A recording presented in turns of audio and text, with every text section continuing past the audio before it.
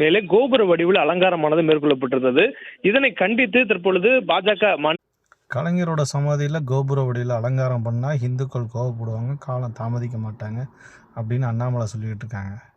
நாங்கள் கோவப்பட்டு என்ன பண்ண போகிறோம்னு நினச்சிட்டு இருக்கீங்க? எங்களுக்கு குடும்பம் குட்டி எதுவுமே இல்லையா?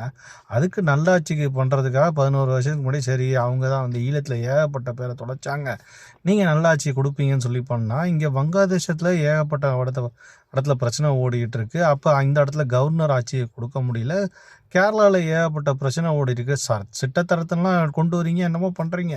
அதை பற்றிலாம் நான் எதுவும் சொல்கிறது இல்லை. பண்ணதுக்கப்புறம் இதில் இவ்வளவு கலவரம் நடக்கும், எதுவுமே நடக்காது அப்படிங்கிற மாதிரி. இதுலேயும் பங்களாதேஷ்காரன் வந்து வெஸ்ட் பெங்கால் ஹிந்துக்கள், அதாவது இந்தியனை அடிச்சுட்டு போயிட்டு இருக்கேன். அதை வந்து பேசுறதுக்கு எதுவும் இது இல்லாமல் போயிட்டுருக்கு. இப்போ என்னன்னு கேட்டிங்கன்னா ட்ரெயினில் வர கலவரம் பண்ணிகிட்டு இருக்காங்க. நீங்கள் மேல் நோக்கி கொண்டு போயிட்டுருக்கீங்க. அதை நல்லவன் வந்து அனுபவிப்பானா இல்லை இந்த மாதிரி பண்ணுறாங்கன்னா அனுபவிப்பானான்னு சத்தியமாக புரியல உங்களுக்கு.